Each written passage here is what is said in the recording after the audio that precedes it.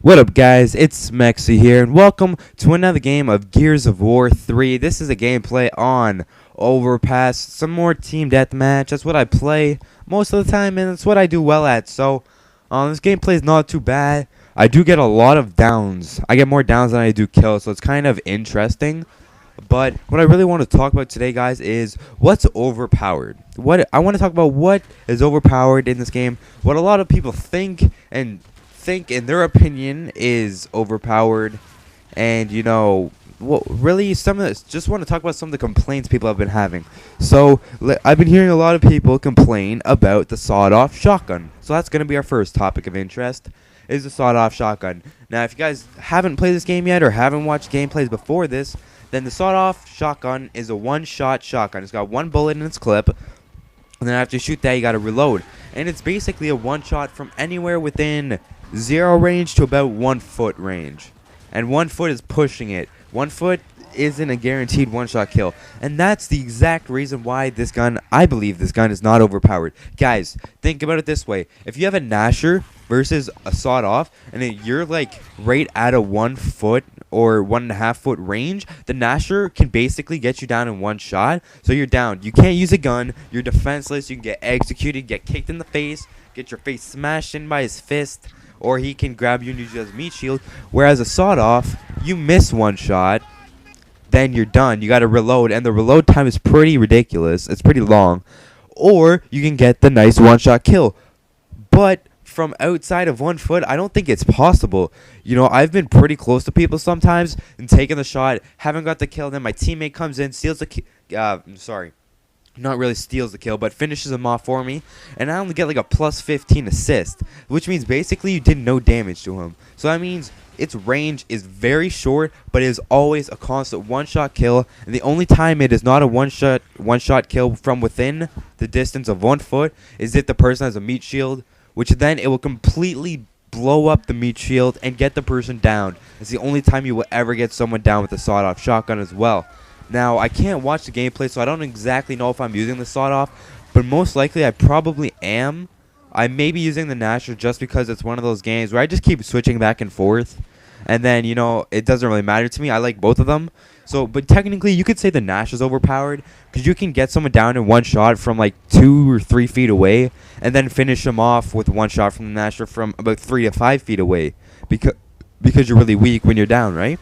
So you could say that that's overpowered, I've been hit twice from 10 feet away and gotten down by a Gnasher. So, it's like people are complaining about this. I don't see it as a problem. I'm not going to say the Gnasher's overpowered. I think the guns are perfect the way they are.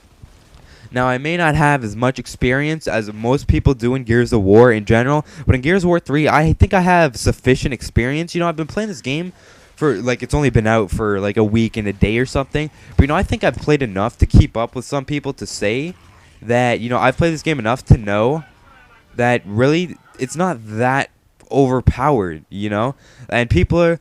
Alright, so I'm just going to end it at that, alright? I'm going to say that that subject's over. Now we're going to move on to the Retro Lancer, which, in my opinion, is also not overpowered.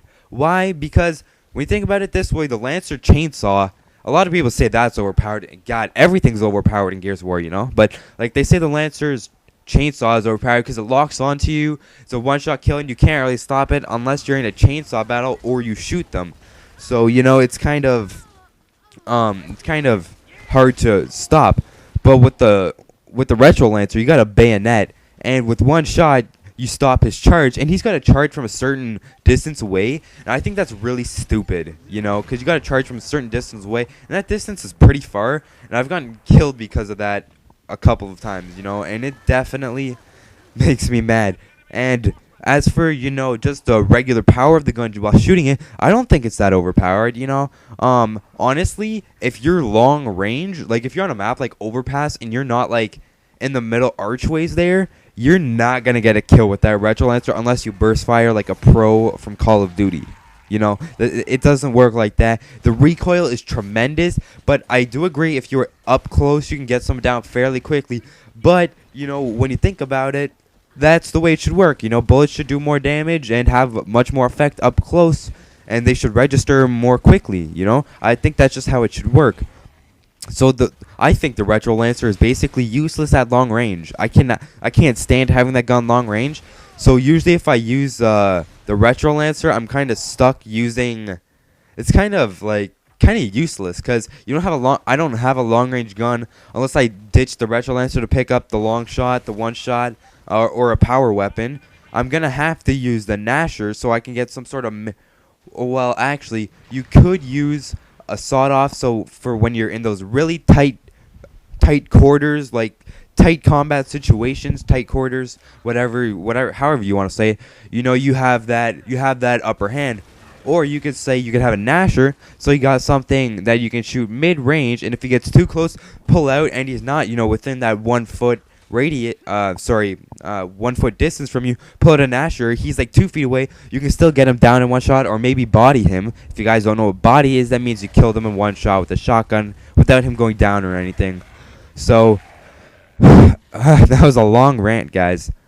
Well, there's still a minute and a half left of the gameplay. But anyways, so that's basically all I have to say. But honestly, guys, if there's anything that's overpowered, it's the power weapons, which you don't even start off with. And it's basically a fight to get, and not even everyone can have them. They only spawn once, and then once that person who picked them up dies, it will respawn again. That's all there is to it. So they're not that overpowered. It's not like everyone can have them as a starting weapon. So I think those are perfectly fine. They're definitely something fun as hell to use. I love using the torque bow, even though I suck hairy monkey balls with it. I've heard a lot of complaints about frag grenades, and I would have to agree with those. Those are very annoying, but once again, you don't start off with them. You got to pick them up. So I don't, they're a problem, but we're just gonna have to learn to deal with it. Maybe they'll patch some of this shit in the future. For all you little complainers, not any of you, like individually, I'm not targeting you or anything. But anyways, guys, that's it for this commentary. Hope you enjoyed this Gears of War 3 TDM on Overpass. Like the video, leave a comment, do whatever you got to do. This game was a 13 kill game, 17 down game, and only 8 deaths. So pretty good gameplay by my standards. Hope you enjoyed. Once again, leave a like, comment, do what you got to do. Follow me on Twitter. I'll talk to you guys later. Peace out.